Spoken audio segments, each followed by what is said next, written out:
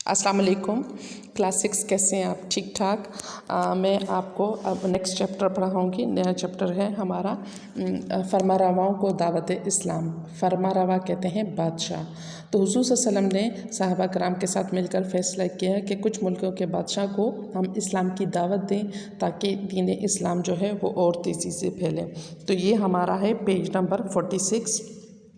चलिए जी स्टार्ट करते हैं। मैं आपको थोड़ा सा मुख्तसर पढ़ाऊँगी, बाकी डिटेल जो है वो आपके पास किताब में है, ठीक है।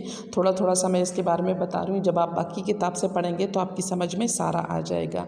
पढ़ने से पहले दुरूद शरीफ पढ़ लें, ठीक है। बिस्मिल्लाहिर्रहमानिर्रहीम। अल्लाहुम्मा सल्ली अला मुहम्मदिन व अला आलि मुहम्मदिन कमा सल्लैता अला इब्राहीम व अला आलि इब्राहीम इन्नका हमीदुम मजीद। अल्लाहुम्मा बारिक अला मुहम्मदिन व अला आलि मुहम्मदिन कमा बारकता अला इब्राहीम व अला आलि इब्राहीम इन्नका हमीदुम मजीद। पहले हम पस मंज़र पढ़ेंगे कि क्यों रसूलुल्लाह सल्लल्लाहु अलैहि वसल्लम ने मुख्तलिफ़ मुल्कों के बादशाहों को दीन इस्लाम की दावत करने का फ़ैसला किया।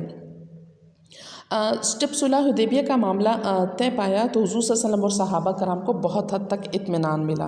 इसके बाद हुज़ूर सल्लल्लाहु अलैहि वसल्लम ने ये फ़ैसला किया, ये इरादा किया कि वो मुख्तलिफ़ मुल्कों के बादशाहों को, रईसों को जो है बादशाहों के नाम, रईसों के नाम ख़त लिख कर उन्हें इस्लाम की दावत देंगे और अपने सहाबा कराम, अपने दोस्तों के ज़रिए उनको वो खतूत जो थे वो भेजें।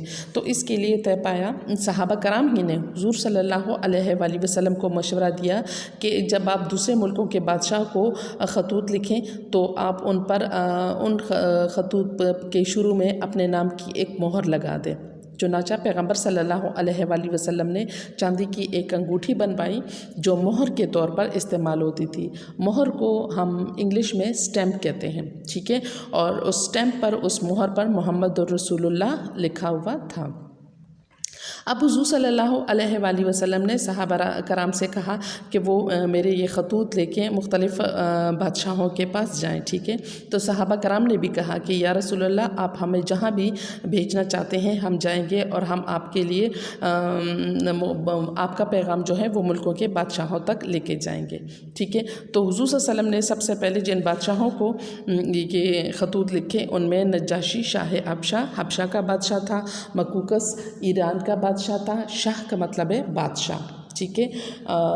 शाह ईरान का बादशाह जिसका नाम खुसरो परवेज़ था। कैसर शाह रोम का बादशाह। मंजर बिन सावा बहरैन का बादशाह था। हौज़ा बिन अली हाकिम यमामा का बादशाह था। हारिस बिन अबी शिमर हाकिम गस्सान और जेफ़र शाह ओमान वग़ैरह शामिल हैं, ठीक है। ये इन बादशाहों को हुज़ूर सल्लल्लाहु अलैहि वसल्लम ने तबलीगी ख़तूत लिखे थे। वो ख़तूत जो थे वो उनका अंदाज़ या तर्ज़ तहरीर जो था वो बहुत सादा था। सबसे ऊपर अल्लाह ताला का नाम लिखा होता था और उसके नीचे बिस्मिल्लाहिर्रहमानिर्रहीम लिखी जाती थी। फिर रसूलुल्लाह सल्लल्लाहु अलैहि वसल्लम का नाम होता था और उसके बाद जिस बादशाह को ख़त लिखा जाता था तो उस बादशाह का नाम होता था। इसकी ज़बान बहुत सादा होती थी, आसान लफ्ज़ों में हुज़ूर सल्लल्लाहु अलैहि वसल्लम उनको दीन की तबलीग करते थे। तो सबसे पहला ख़त जो हुज़ूर सल्लल्लाहु अलैहि वसल्लम ने लिखा वो नजाशी शाह हबश का बादशाह था जिसका नाम नजाशी था, ठीक है। हबशा बरआज़म अफ्रीका का एक मुल्क है जिसको आजकल इथोपिया, नया नाम इसका जो है हबश का या हबशा का इथोपिया है। तो नजाशी का नाम जो था अस्मा बिन अबजर था, अस्मा बिन अबजर। और नबी करीम सल्लल्लाहु अलैहि वसल्लम ने हज़रत उम्र बिन उमैया ज़मरी रज़ियल्लाहु ताला अन्हु के नाम नजाशी को ख़त लिखा और उसमें वही सबसे ऊपर अल्लाह ताला का नाम, उसके नीचे बिस्मिल्लाहिर्रहमानिर्रहीम और फिर मोहम्मद रसूलुल्लाह सल्लल्लाहु अलैहि वसल्लम का नाम। और इसमें भी हुज़ूर सल्लल्लाहु अलैहि वसल्लम ने बहुत सादा अल्फाज में उसको नजाशी को दीन की दावत दी थी, ठीक है। हज़रत उम्र बिन उमैया ज़मरी जब उनके पास ख़त लेके गए तो नजाशी ने उनको बड़े तपाक से, बड़े अच्छे तरीके से इस्तकबाल किया, बहुत खुश हुए, बहुत इज़्ज़त एहतराम से हुज़ूर सल्लल्लाहु अलैहि वसल्लम के ख़त को आँखों से लगाया, उसको चूमा। और फिर उन्होंने हुज़ूर सल्लल्लाहु अलैहि वसल्लम के एक दूसरे सफ़ीर थे हज़रत जाफ़र रज़ियल्लाहु ताला अन्हु, जो हुज़ूर सल्लल्लाहु अलैहि वसल्लम के चचाज़ाद भाई भी थे, ये भी हज़रत ज़मरी रज़ियल्लाहु ताला अन्हु के साथ थे।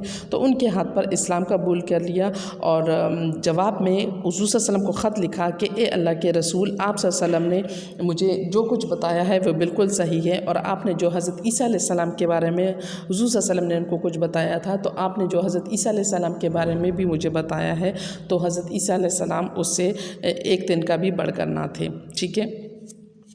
نجاشی نے رجب 9 ہجری میں وفات پائی، اور ان کے وفات کے دن آپ صلی اللہ علیہ وآلہ وسلم نے صحابہ کرام کو ان کی موت کی اطلاع دی، اور تمام چونکہ وہ اسلام قبول کر چکے تھے تو اس لیے تمام صحابہ کرام نے غائبانہ نجاشی کی نماز جنازہ بھی ادا کی۔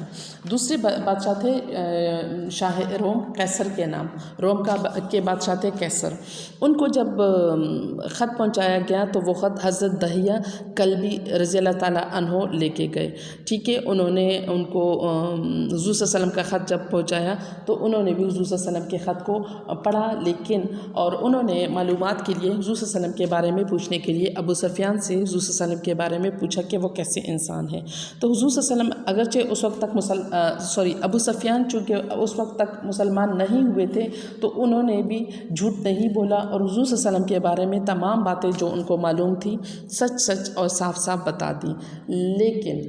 لیکن شاہ روم پھر بھی جو تھے وہ انہوں نے اسلام قبول نہیں کیا، کیونکہ ان کو اپنے اقتدار، اپنی بادشاہی جو تھی وہ بہت عزیز تھی، اور ان کو پتہ تھا کہ اگر میں نے اسلام قبول کر لیا تو یہ نہ ہو کہ میری بادشاہت جو ہے وہ میرے ہاتھ سے چلی جائے۔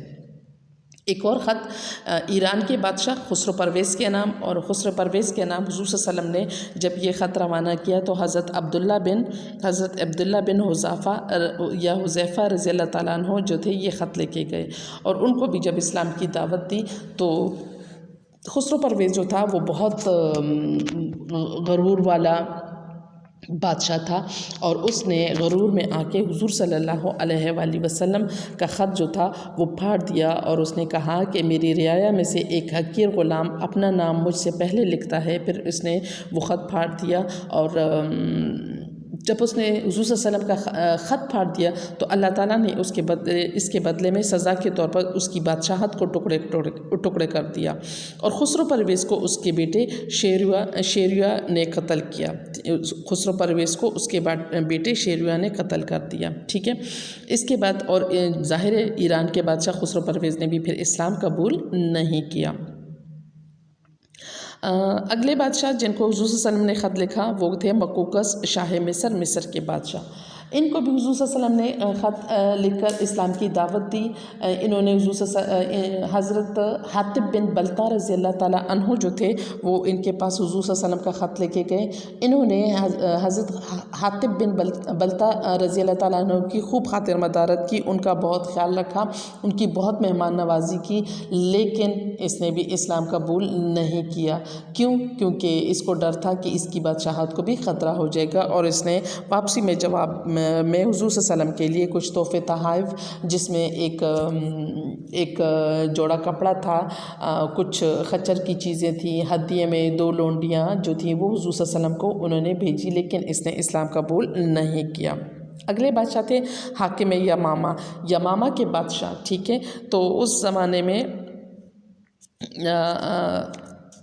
حضور صلی اللہ علیہ وآلہ وسلم نے حاکم یمامہ کو جس کا نام حوزہ بن حاکم تھا، حوزہ بن علی یہ اس وقت کے بادشاہ تھے، اور حضرت سلید بن عمرو رضی اللہ تعالیٰ عنہ جو تھے یہ خط لے کر حاکم یمامہ کے پاس گئے۔ انہوں نے بھی جب حضور صلی اللہ علیہ وآلہ وسلم کا خط مبارک دیکھا تو اس کو پڑھا، لیکن انہوں نے بھی اسلام قبول نہیں کیا۔ انہوں نے بھی کچھ تحفے تحائف دے کے حضور صلی اللہ علیہ وسلم کے نمائندوں کو واپس بھیج دیا۔